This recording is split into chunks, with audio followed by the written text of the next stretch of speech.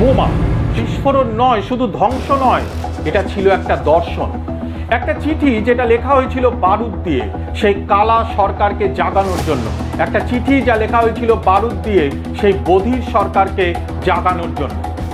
ভারতের স্বাধীনতা সংগ্রামের গল্পে আমরা প্রায়শই একটা পথের কথাই শুনি, মহাত্মা গান্ধীর অহিংস প্রতিরোধ, কিন্তু আরও একটা পথ ছিল এক আগুন ঝরা, বিপজ্জনক এবং গভীর আদর্শগত পথ।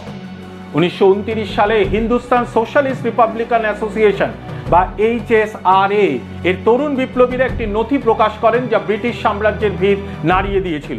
এটা বিশৃঙ্খলার জন্য কোনো আহ্বান ছিল না, এটা ছিল স্বয়ং মহাত্মার প্রতি তাদের জবাব, এটা ছিল the philosophy of the bomb বা বোমার দর্শন। গল্পটা শুরু হয় একটা সিদ্ধান্তের মধ্য দিয়ে। HSRA ভাইসরয় ট্রেনে বোমা ফেলার চেষ্টা করার পর Gandhi the cult of the bomb নামে একটি প্রবন্ধ লেখেন, যেখানে তিনি বিপ্লবীদের কাপুরুষ এবং তাদের কাজকে নিষ্ফল বলে অভিহিত করেন। HSRA এর জবাব ছিল দ্রুত এবং তীক্ষ্ণ। তাদের দর্শনে তারা যুক্তি দিয়েছিল যে অহিংসা মহৎ হলেও এক নির্মম ঔপনিবেশিক শক্তির বিরুদ্ধে এটি এক ব্যর্থ কৌশল। তারা বলে দশকের পর দশক ধরে ভারত ভিক্ষে করেছে, আবেদন করেছে এবং শান্তিপূর্ণভাবে প্রতিবাদ করেছে, ফল আরও অত্যাচার।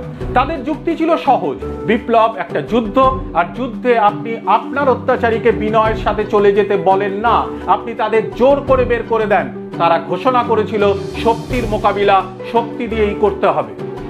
কিন্তু এটা নির্বিচার সহিংসতার জন্য ছিল না। HSRA এর একটি অসাধারণ কৌশল ছিল কাজের মাধ্যমে প্রচার, প্রোপাগ্যান্ডা বাই দ্য ডিড। বোমা শুধু একটি অস্ত্র ছিল না, এটি ছিল একটা লাউড স্পিকার বা চোঙা। এর উদ্দেশ্য ছিল তাদের নিজেদের বিখ্যাত ভাষায় বধিরকে শোনানো। 1929 সালে সেন্ট্রাল অ্যাসেম্বলিতে বিস্ফোরণটি কাউকে হত্যা করার জন্য করা হয়নি, এটি তিনটি জিনিস করার জন্য ডিজাইন করা হয়েছিল। এক, ব্রিটিশ সরকারকে তার ঔদ্ধত্যপূর্ণ আত্মতুষ্টি থেকে সজাগ করা। দুই, ব্রিটিশ শাসনের অপরাজেয়তার ভ্রম ভেঙে দেওয়া। এবং সবচেয়ে গুরুত্বপূর্ণ তিন, ভারতীয় জনতাকে তাদের ভয়ের ঘুম থেকে জাগিয়ে তোলা। তারা জানতো যে আসল মঞ্চ অ্যাসেম্বলির মেঝে নয়, বরং এর পরের আদালত, যেখানে তাদের ধারণা, তাদের দর্শন লক্ষ লক্ষ মানুষের কাছে পৌঁছে যাবে। এবং সেই ধারণাগুলো কি ছিল? এখানেই HSRA অন্যদের থেকে আলাদা। তাদের লক্ষ্য শুধু ব্রিটিশদের তাড়িয়ে দিয়ে তাদের জায়গায় এক দেশীয় অভিজাত শ্রেণীকে বসানো ছিল না।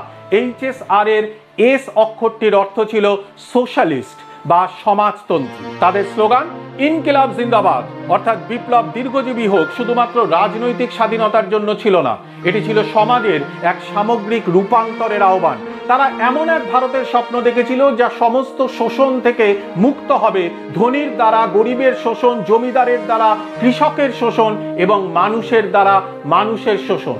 তারা শ্রমিক ও কৃষকদের দ্বারা চালিত একটি রাষ্ট্রের জন্য লড়াই করছিল।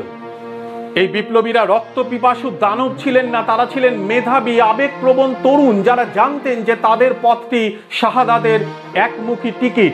তারা তাদের আত্মত্যাগকে একটি বেদনাদায়ক আবশ্যকতা হিসেবে দেখতেন, একটি জাতিকে জাগিয়ে তোলার চরম মূল্য। তারা ছিল সেই অধৈর্য যুবকের দল যারা বিশ্বাস করত যে স্বাধীনতার জন্য অপেক্ষা করা যায় না।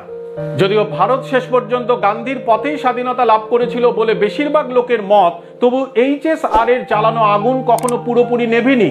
বোমার দর্শন আজও এক শক্তিশালী স্মারক যা আমাদের মনে করিয়ে দেয় যে স্বাধীনতার সংগ্রাম ছিল জটিল এবং এর আত্মার জন্য শক্তিশালী পরস্পর বিরোধী আদর্শের লড়াই চলেছিল। এটি আমাদের কাছে এক চিরন্তন প্রশ্ন রেখে যায়, স্বাধীনতার আসল মূল্য কি? তাদের দর্শন সম্পর্কে আপনারা কি ভাবেন? এটা কি সংগ্রামের এক অপরিহার্য অংশ ছিল নাকি এক দুঃখজনক বিচ্যুতি? নিচের কমেন্ট বক্সে আমাদের জানান। ধন্যবাদ।